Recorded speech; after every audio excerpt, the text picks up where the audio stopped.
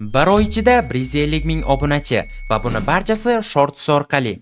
Bugungi videomizda men sizlarga noldan emas, balki minusda yurgan kanalda qanday qilib 150 mingdan ortiq obunachi yig'ganimiz haqida aytib beraman. Videoni oxirigacha ko'ring, qani ketdik. Xo'sh do'stlar, biz YouTube studiodamiz va videoni boshidan aytaman. Ushbu kanal bizga tegishli emas, bizning mijozimizga tegishli. Va do'stlar, kanal bizniki bo'lmaganligi uchun men kanal nomini va logotipini ko'rsata olmayman, faqatgina statistikalarni ko'rsatishim mumkin. Hamda do'stlar, bunday natijalarga qanday qilib erishganimiz haqida ham sizlarga aytib o'taman. Demak do'stlar, ko'rishinglar mumkin. Oxirgi 28 kunda biz 10 milliondan ortiq prosmotr, 38 mingdan ortiq soat hamda do'stlar, bir oy ichida 150 mingdan ortiq obunachi yig'ganmiz ushbu kanalda. Agarda biz ushbu joydan oxirgi 90 kunni belgilaydigan bo'lsak, ko'rishimiz mumkin do'stlar, kanal doim minusda yurgan. Ya'ni bir kun ichida 488 ta obunachi chiqib ketgan yoki bo'lmasam 101 ta obunachi, 299 ta, xullas har kuni qanchadir miqdorda odamlar atpiska qilishni boshlashgan. Sababi oddiy do'stlar, chunki kanal aktivi tushib ketgan bo'lgan. Biz esa ushbu kanalni prodyuserlikka olib, kanal aktivini ko'tardik hamda 150 mingdan ortiq obunachi yig'ib berdik. Demak do'stlar, aniqroq ma'lumot beradigan bo'lsam, ushbu kanalni biz o'tgan oyni 27-sanasidan prodyuserlikka oldik va o'sha 27-sanadan videolar joylashni boshladik. Shorts videolar.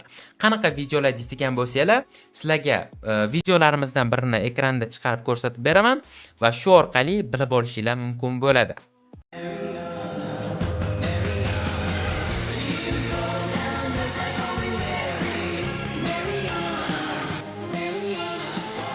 Mana ko'rdinglar do'stlar, biz shunaqa stildagi videolar tayyorladik va har kuni 3 tadan joyladik. Ertalab bitta, obedda bitta va kechqurun bitta video joyladik. Hamda do'stlar, natijalarni ko'rishinglar mumkin. 27-sanadan keyin 28-sanani o'zida ko'rishinglar mumkin. 400 dan ortiq obunachi qo'shildi va undan keyin esa afsuski minus 400 ta obunachi chiqib ketdi.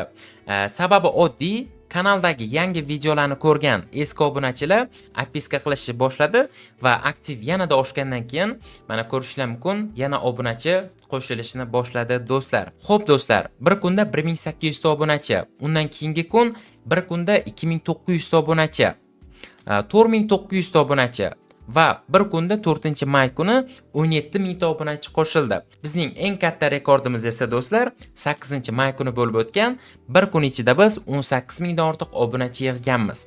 Bu juda ham dahshat natija degani. Chunki do'stlar, ko'p kanallar 18 ming ta obunachi yig'ish uchun 1 yillab vaqt ham ketib qoladi. Biz esa bir kunda yig'dik. Lekin do'stlar, undan keyin ko'rishinglar mumkin, aktiv pastga qarab tushdi va bu do'stlar normalniy holat hisoblanadi. Ya'ni do'stlar, shorts kanalda xuddi shunaqa bo'ladi, aktiv bir ko'tariladi va aktiv tushadi. Agarda sizlarda ham mana shunaqa holat kuzatilayotgan bo'lsa, qo'rqish kerak emas. Bu juda ham oddiy holat va do'stlar, bunday holat har bitta kanalda bo'lib turadi. Shunchaki kontent joylashda davom etish kerak va aktiv yana ko'tariladi do'stlar. Hozir ham yomon emas, ko'rishinglar mumkin, bir kunda 400 ta hech bo'lmaganda 1200 ta, 3900 ta, 2000 ta, xullas do'stlar, yaxshigina obunachi qo'shilib turibdi. Agarda aktivi yaqinda ko'tariladigan bo'lsa, yanada katta natijalarga biz erishamiz. Xo'p do'stlar, kanal auditoriyasiga qiziqadiganlar bo'lsa, ko'rishinglar mumkin. 28 kun ichida 21% odam bizni AQShdan kuzatgan. Bu juda ham dahshat degani do'stlar. Agarda sizlarning ham kanalinglarni 21% AQShdan tomosha qilishsa, monetizatsiyadan juda zo'r pul ishlaysizlar degani. Ya'ni YouTube juda ham katta pul to'laydi AQShdan asosan ko'radigan kanallarga. Va ikkinchi o'rinda bizda Hindiston, 3-o'rinda Buyuk Britaniya, 4-o'rinda Filippin va 5-o'rinda Rossiya. Rossiyadan boshqa davlatlarga do'stlar YouTube juda ham zo'r pul to'laydi. Shuni hisobiga do'stlar, agarda ushbu kanalda monetizatsiyani yoqsak, YouTube juda zo'r pul to'lashi kerak. Endi savol, kanalda nimaga monetizatsiya yonmagan deyishinglar mumkin do'stlar. Sababi juda ham oddiy. Biz ushbu kanalni prodyuserlikka olishimizdan oldin kanalga shunchaki Instagramdagi videolar joylangan va shuni evaziga kanalda monetizatsiya yonmagan do'stlar. Lekin biz kanalni to'liq avtorskiy videolar bilan to'ldirdik va shuni hisobiga do'stlar, endi mana 10 million prosmotr yig'ganimizdan so'ng monetizatsiyani yoqamiz. Hamda do'stlar, bir oydan keyin ushbu kanal necha pul ishlagani haqida ham sizlarga video qilishga harakat qilaman. Bundan tashqari do'stlar, sizlarga ham prodyuserlik xizmatini taklif qilmoqchiman. Juda ham zo'r taklif o'ylab qo'yganman do'stlar. Ya'ni do'stlar, sizlarga biz obunachi evaziga kelishuv qilamiz. Ya'ni sizlarga agarda 10 mingta obunachi kerak bo'lsa, biz 10 mingta obunachi yig'ilguncha kanalingizga shorts videolar tayyorlab joylab beramiz.